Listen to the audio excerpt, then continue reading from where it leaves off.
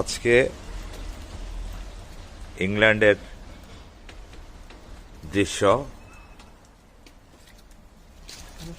এখন এখানে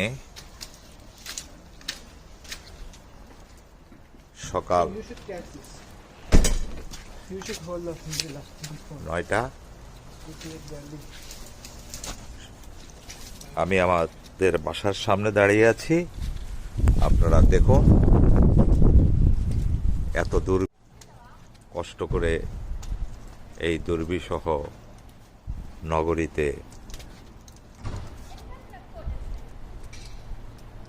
আমার প্রাণপ্রিয় সন্তানরা লেখাপড়া করেন। আপনারা তাদের জন্য দোয়া করবেন। আসসালামু আলাইকুম ওয়া রাহমাতুল্লাহি ওয়া বারাকাতুহু।